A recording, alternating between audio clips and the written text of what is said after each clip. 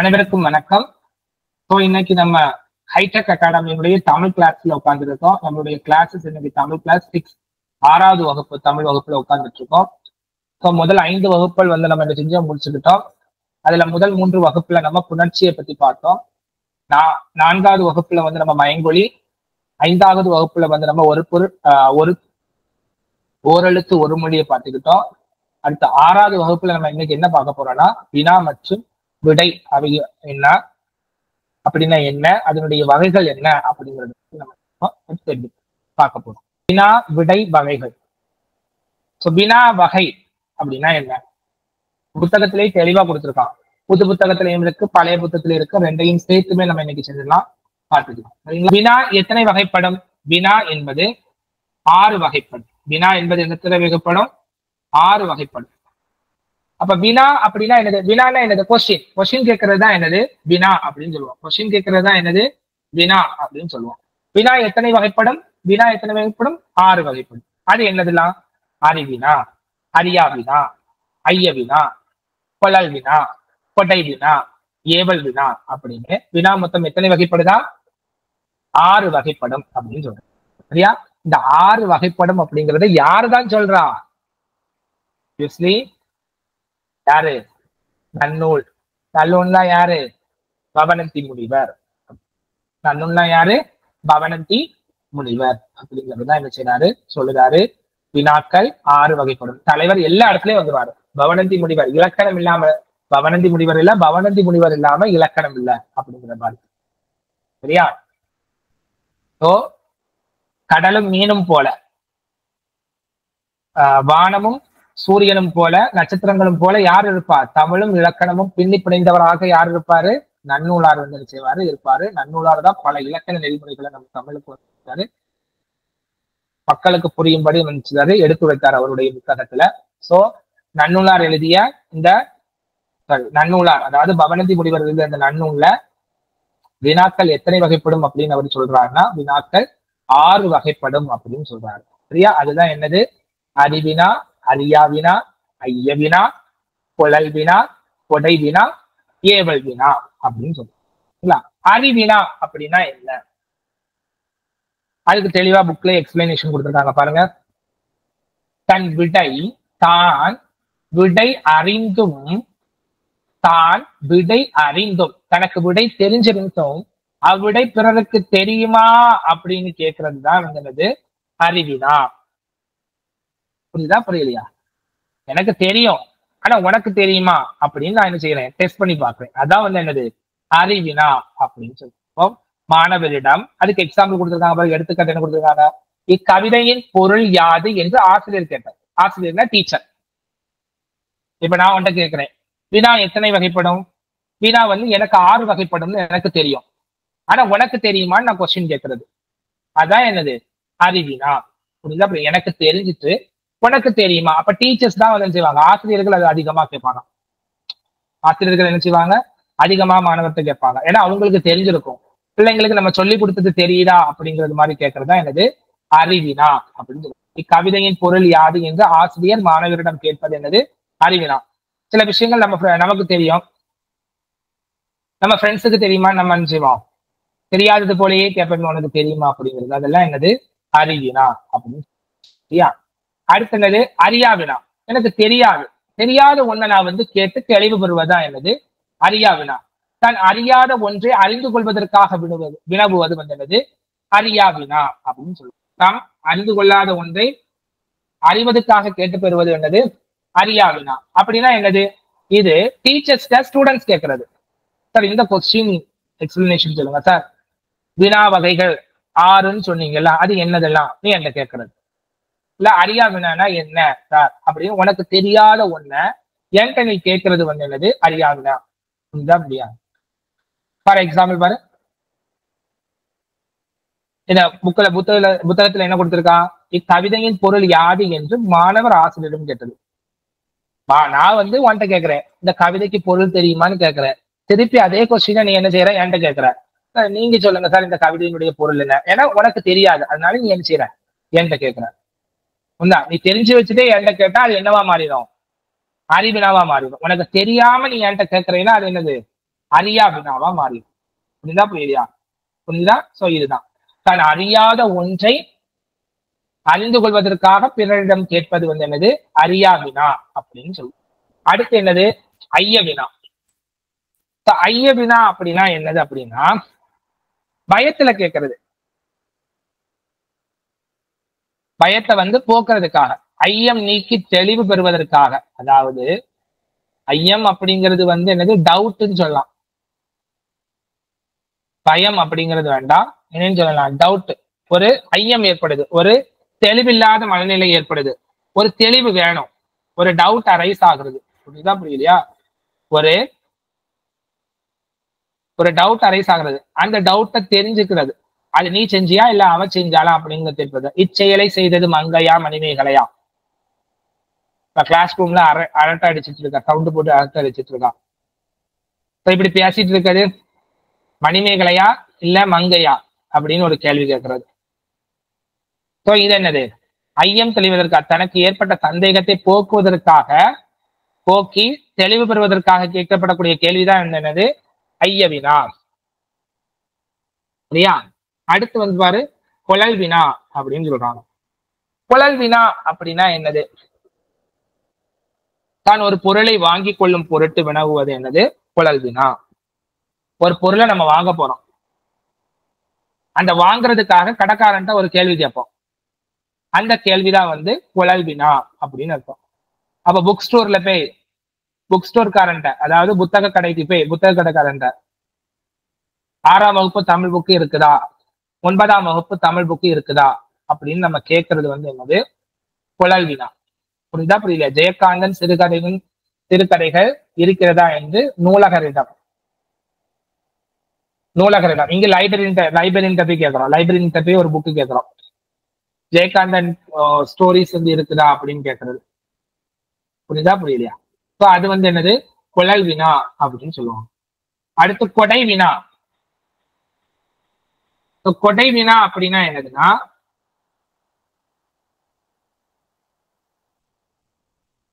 ஒரு பொருள் நமக்கு தேவைப்படுது, ஒரு பிறருக்கு ஒரு வந்து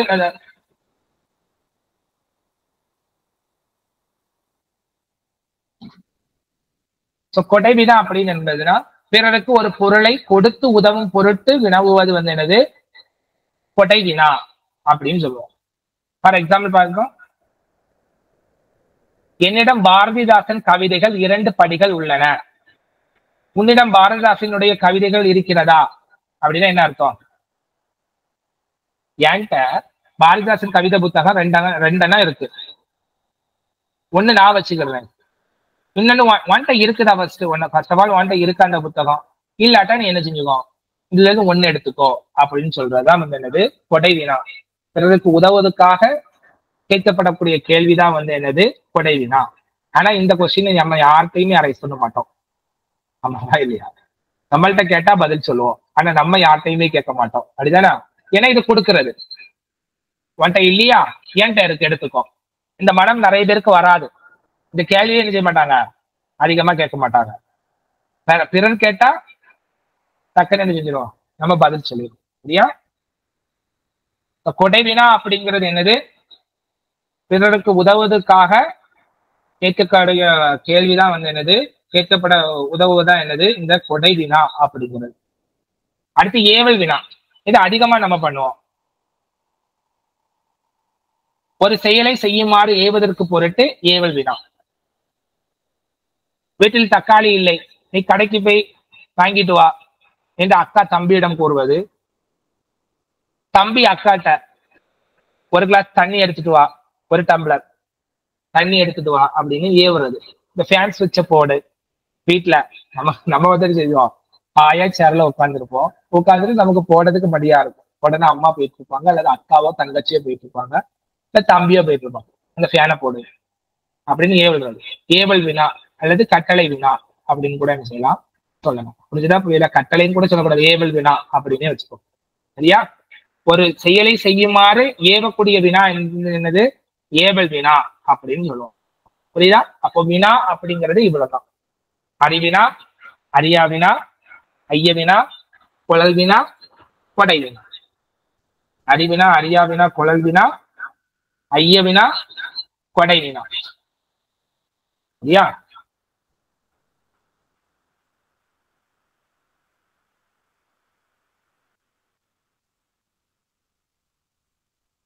இப்போ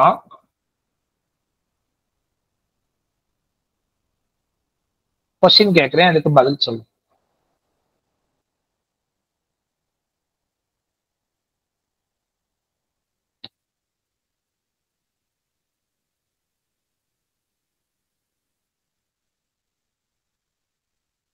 வினால திருக்குறளை எழுதியவர் யார்?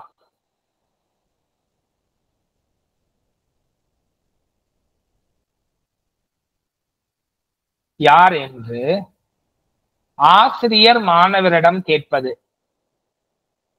மாணவன்கிட்ட கேட்கிறேன், இது என்ன வினா? அறிவினாவா, அறியா வினாவா, ஐய வினாவா, ஏவல் வினாவா? சொல்லு பாப்போம். அறிவினாவா, அறியா வினாவா, ஏவல் வினாவா, ஐய வினாவா? அப்படிங்கறத கமெண்ட் பாக்ஸ்ல கமெண்ட் பண்ணு. அடுத்து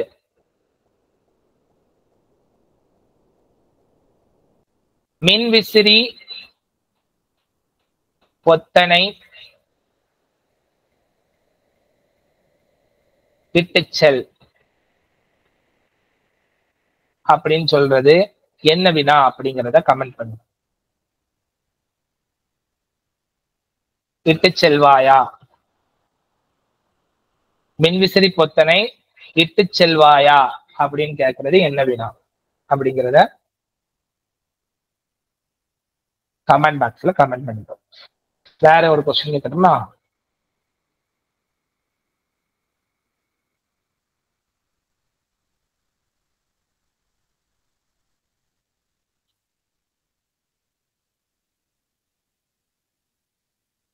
கண்ணதாசன் கவிதை புத்தகம் உள்ளதா? உள்ளதா என்று நூலகரிடம் நூலகரிடம் கேட்பது என்ன வினா அப்படிங்கிறத கமெண்ட் பாக்ஸ்ல கமெண்ட் பண்ணுங்க. வினா திருக்குறளை எழுதியவர் யார் என்று ஆசிரியர் மாணவரிடம் கேட்பது என்ன வினா? First question. மின் விசிறி பொத்தனை அழுத்தி விட்டு செல் அல்லது இட்டு செல்வாயா அப்படின்னு கேட்கறதுக்கு அது என்னது அப்படிங்கிறது போ.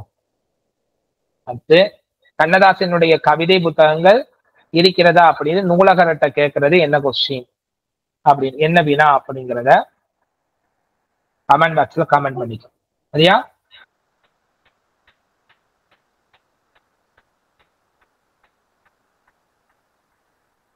அடுத்து வினா 6 வகைன்னு சொன்னோம். விடை பாத்தீங்கன்னா 8 வகை. அதையும் யாருதான் சொல்றான்? அந்நூலார் தான் சொல்லுறாரு. என்ன சொல்றாரு? சுட்டு மறை ஏவல் வினாதல் உற்றது உரைத்தல் ஊறுவது கூறுதல் இனமொழி எனும் என் இறையுள் இறுதி நிலவிய 5ம் அப்பொருண்மையின் நேர்ப அப்படின்னு நன்னூல்ல 386 விதியில சொல்லுவாரு. மறுபடியும் வாசிப்போமா? சுட்டு மறைநேர் ஏவல் வினாதல் உற்றது உரைத்தல் ஊறுவது கூறல் இனமொழி என்னும் என் இறையுள் இறுதி நிலவிய 5ம் அப்பொருண்மையின் நேர்ப அப்படின்னு சொல்றாரு. அப்போ விடை எத்தனை வகைப்படும்? என்னன்னு சொல்லிட்டாரு. அப்படின்னா என்ன அர்த்தம்? 8 வகைப்படும் அப்படின்னு அர்த்தம். என்னன்னு சொல்லிட்டாரு பாரு. சுட்டு விடை, மறை விடை, நேர் விடை 1 2 3, ஏவல், அடுத்து வினாதல் 5, உற்றது உரைத்தல் 6, 7 ஊறுவது கூறல், இனமொழி விடை மொத்தம் 8. எனும் எனும் எண் என்ன அர்த்தம்? 8 அப்படின்னு அர்த்தம். விடை எத்தனை வகைப்படும் சொல்லுதாரு? 8 அப்படின்னு சொல்றாரு. எனும் என் இறையருள் இறுதி நிலவிய 5 அப்பொருண்மையின் நேர்ப அது வேற, நம்ம சொல்லுவோம். நம்ம இதை மட்டும் இப்ப பார்ப்போம்.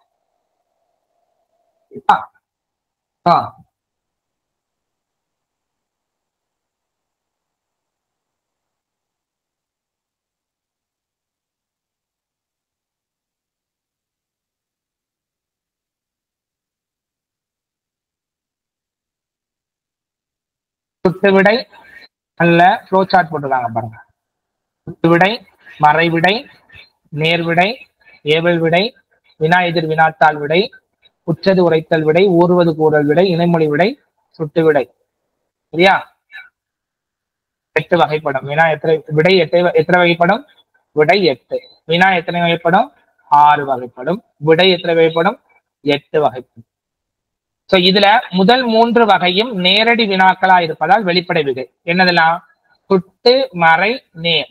இந்த 3மே என்னன்னு சொல்றாங்க? வெளிப்படை விடைகள் அப்படின்னு சொல்றாங்க. என்னன்னு சொல்றாங்க? வெளிப்படை விடைகள் அப்படின்னு சொல்றாங்க. மிச்சம் இருக்கக்கூடிய 5, 8ல 3 போச்சுன்னா மிச்சம் எவ்வளவு இருக்கும்? 5. இவ்வளத்தையும் என்னன்னு சொல்றாங்க? குறிப்பு விடைகள். என்னது? ஏவல் விடை, வினா எதிர் வினாத்தாள் விடை, உற்றது உரைத்தல் விடை, ஊறுவது கூறல் விடை, இனமொழி விடை அப்படிங்கிறத இந்த 5ம் என்னன்னு சொல்லப்படுது? குறிப்பு விடைகள் அப்படின்னு சொல்லப்படுது. சரியா? சுட்டு விடை, சுட்டிக்காட்டி கூறும் விடை சுட்டு விடை அப்படின்னு சொல்லுவாங்க. சுட்டிக்காட்டி கூறுறது. கடைத்தேர்வு எங்க உள்ளது? நான் ஒரு டவுட்டா ஒரு கொஸ்டின் கேட்கிறேன். கொஸ்டின் கேட்டா தானே ஆன்சர் சொல்ல முடியும். வினா கேட்டா தானே ஆன்சர் சொல்ல முடியும். அப்போ ஒரு ஆள் ஒரு கொஸ்டின் கேட்கிறாரு. கடைத்தேர்வு எங்க உள்ளது? இந்த பக்கமா உள்ளது. அப்ப இந்த பக்கம் அப்படின்னு சொல்லும் போது நம்ம கையை காமிச்சு சொல்லுவோம். அப்படிதானா? அப்ப இந்த பக்கமாக உள்ளது அப்படின்னு சொல்லி சுட்டி கூறுவது என்னது? சுட்டு விடை. சரியா? சுட்டி காட்டுவது என்னது? சுட்டு விடை. அடுத்து மறைவிடை அப்படின்னா என்னதுன்னா, மறைத்து கூறும் விடை மறைவிடை அப்படின்னு சொல்லுவாங்க.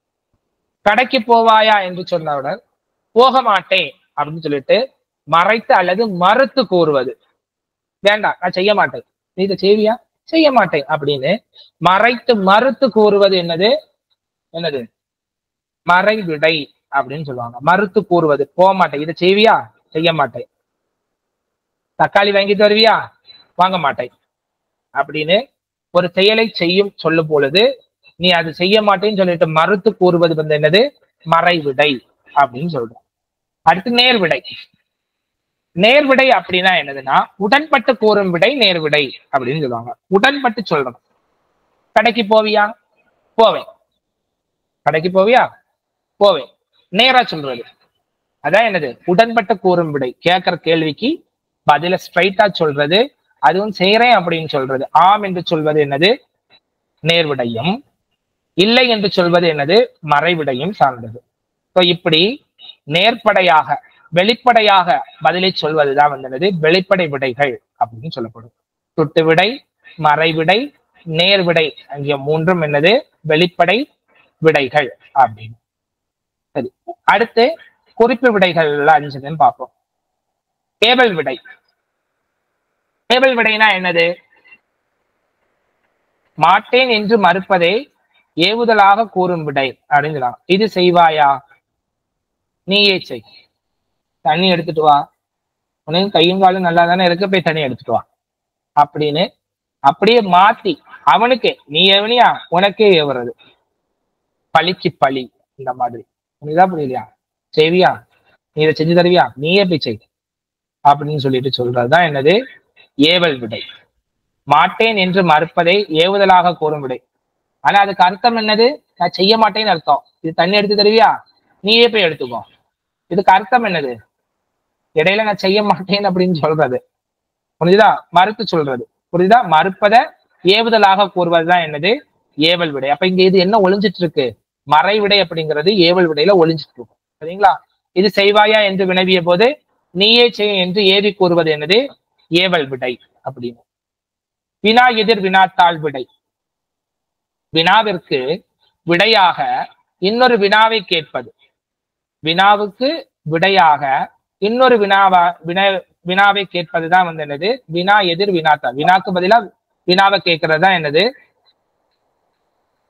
வினா எதிர் வினாத்தாள் விடை.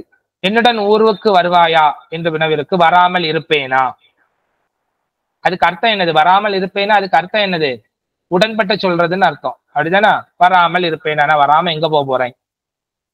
அப்படின்னா எங்கேயாவது போறேனா? இல்ல, உன் கூட தான் வரப்போறேன் அப்படின்னு சொல்றது. ஒரு வினாக்கு இன்னொரு வினாவையே பதிலாக கூறுவதுதான் என்னது? வினா எதிர் வினாத்தாள் விடை. ஒரு வினாவிற்கு இன்னொரு வினாவை பதிலாக கூறுவது என்னது? வினா எதிர் வினாத்தாள் விடை. என் கூட ஊருக்கு வருவியா, வராம நான் இருப்பேனா? அதுக்கு என்ன அர்த்தம்? உடன்பட்டு நம்ம அப்ப வினா எதிர் வினாத்தாள் விடையில எது ஒளிஞ்சிட்டு இருக்கோம்? எது ஒளிஞ்சிட்டு இருக்கு? உடன்பட்டு கூறுதல் விடை வந்து என்ன செஞ்சுட்டு இருக்கோம்? ஒளிஞ்சிட்டு இருக்கும். உடன்பட்டு விடை என்ன செஞ்சுட்டு இருக்கோம்? ஒளிஞ்சிட்டு இருக்கும். அற்பிறகு உற்றது உரைத்தல் விடை. உற்றது உரைத்தல் விடை. வினாவிற்கு விடையாக நேர்ந்ததை கூறுவது. நீ விளையாடவில்லையா என்று கேட்கும்போது கால் வலிக்கிறது அப்படிங்கிறது உற்றதை துரைத்த. என்ன நடந்துச்சுதோ அதை சொல்றது.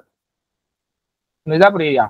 விளையாடிட்டு தான் இருந்தேன், இப்ப விளையாட முடியல, ஏன்? கால் வலிக்குது அப்படின்னு உற்றது உரைத்தல் விடை.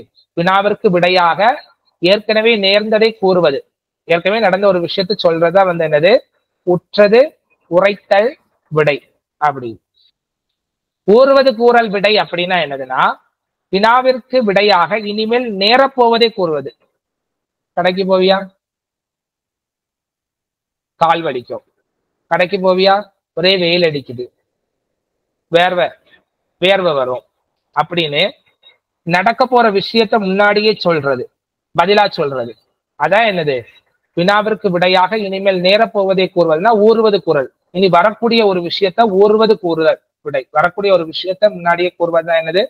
ஊறுவது கூறல் விடை அப்படின்னு புரியுதா? அடுத்து இனமொழி விடை.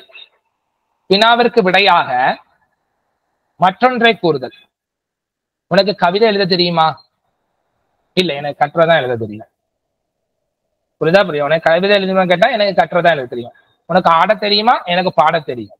அப்படின்னு ஆடுதலுக்கு எதிராக இருக்கக்கூடிய பாடுதல், கவிதைக்கு எதிராக இருக்கக்கூடிய கட்டளை, இப்படி கேட்கிற கேள்விக்கு எதிரா வந்து பதில் சொல்றது வந்து என்னது? எதிரானா அதுக்கு மாற்றாக இன்னொரு இனத்தை பதில் சொல்வது என்னது? இனமொழி விடை. ஆட தெரியுமா? பாட தெரியும். அதுக்கு அடுத்து என்ன அர்த்தம்? எனக்கு ஆட தெரியாதுன்னு அர்த்தம். எனக்கு என்னதான் வரும்? பாடதான் வரும்னு அர்த்தம். ஆடலுக்கு எதிரான பாடுதல் அப்படிங்கிறத சொல்றேன். புரிஞ்சுதா? சோ இதுதான் வந்து என்னது? விடையினுடைய வகைகள். வினாவை பொறுத்த வரைக்கும் இந்த கிளாஸ்ல நம்ம வினா மற்றும் விடையினுடைய வகைகளை பத்தி பார்த்தோம். ஸோ இதை டிஎன்பிசி கொஸ்டின்ல அடிக்கடி கேட்கக்கூடிய கொஸ்டின். வினா அல்லது விடையிலிருந்து ஒரு கொஸ்டின் கண்டிப்பா வரும். சரிங்களா?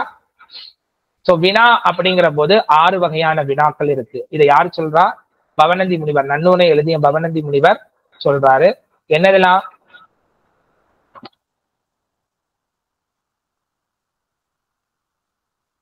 என்னெல்லாம் சொல்றாரு பவனந்தி முனிவர்? வினாவினுடைய வகைகளாக என்னன்னு சொல்றாரு? வினா 6 வகைப்படும். அறிவினா, அறியா வினா, அடுத்து என்னது? கொழல் வினா, கொடை வினா, ஐய வினா, ஏவல் வினா அப்படின்னு 6 வினாக்களை சொல்லுறார். விடையே அவர் தான் என்ன செய்யறாரு சொல்றார். விடை 8 வகைப்படும். விடை 8. சுட்டு விடை, மறைவிடை, நேர்விடை அல்லது உடன்பட்டு விடை. அடுத்து என்னது? இந்த 3 வந்து உங்களுக்கு என்னது? வெளிப்படை விடைகள் அப்படின்னு வந்து சொல்லுவாங்க. அதுக்கு அடுத்து என்னது? ஏவல் விடை, வினா எதிர் வினாத்தாள் விடை, குற்றது துரைத்தல், ஊறுவது கூறல், அடுத்து இனமொழி விடை அப்படின்னு சொல்லிட்டு என்ன செய்யும்? நிறைய இருக்கு. மொத்தம் 8 வந்து என்ன செய்து இருக்கு. இதுல இந்த 3 வந்து உனக்கு என்னது? வெளிப்படை விடைகள். மற்ற 5 என்னது? குறிப்பு விடைகள். குறிப்பு விடைகள் தெளிவா வச்சுக்கோங்க. அதனால குறிப்பு விடைகள் அப்படின்னு இதெல்லாம் சொல்றது யாரு? பவனந்தி முனிவர் தான் இந்த டைப்ஸ் எல்லாம் என்ன செஞ்சிருப்பாரு? தெளிவா எக்ஸ்பிளைன் பண்ணியிருப்பாரு. இன்னும் உனக்கு எக்ஸ்பிளனேஷன் வேணும், இன்னும் உனக்கு வந்து புரிதல் வந்து ஏற்படல அப்படிங்கிற பட்சத்துல நம்ம கிளாஸஸ் நீ ஜாயின் பண்ணினா இன்னும் இதை டீட்டெயிலா ஷார்ட்கட்ஸோடு நம்ம என்ன செய்வோம்? சொல்லுவோம். ஸோ நம்ம academy, hi-tech academy, so online and offline கிளாஸஸ்ல நம்முடைய கிளாஸஸ் வந்து டிஎன்பிசி சார்பான கிளாஸஸ் வந்து நம்ம என்ன செஞ்சுட்டு இருக்கோம்? எடுத்துட்டு இருக்கோம். ஸோ டிஎன்பிசிஸை பொறுத்த வரைக்கும் இப்ப இருக்கக்கூடிய நியூ சிலபஸ் பேசிஸ் அடிப்படையில நம்ம கிளாஸஸ் வந்து எடுத்துட்டு இருக்கோம். ஆன்லைன் அண்ட் ஆஃப்லைன் கிளாஸ்ல வந்து நம்ம எடுத்துட்டு இருக்கோம். ஆன்லைன் கிளாஸை பொறுத்த வரைக்கும் நமக்கு எப்பவுமே ஈவினிங் டெய்லி 6:30 to 8:30 நடக்கும். ஆஃப்லைன் கிளாஸஸை பொறுத்த வரைக்கும் சென்னையிலுடைய பிரான்ச், சென்னை ஹெட் பிரான்ச்ல தான் நமக்கு ஆஃப்லைன் கிளாஸஸ் வந்து போயிட்டு இருக்கு. ஸோ இதுல ஜாயின் பண்ணணும்னு விருப்பம் உள்ளவங்க நம்மளுடைய டிஸ்கிரிப்ஷன் பாக்ஸ்ல இருக்கக்கூடிய டிஸ்கிரிப்ஷன் டீட்டெயில்ஸை வந்து எடுத்துக்கிட்டு ஸோ அதுல இருக்கக்கூடிய கான்டாக்ட் நம்பர்ல வந்து நீங்க கான்டாக்ட் பண்ணி நம்ம ஸ்டாஃப் தொடர்பு கொண்டு நம்ம கிளாஸ்ல ஜாயின் பண்ணுங்க. ஸோ எங்களுடன் இணைந்திருங்கள். டிஎன்பிசி இந்த வாட்டி கிராக் பண்றதுக்கான எல்லா வழிகாட்டுதலையும் சிறந்த ஆசிரியர்கள் மூலமா நம்ம வந்து செய்யறோம், உங்களுக்கு சொல்லி கொடுத்துட்டு இருக்கோம்.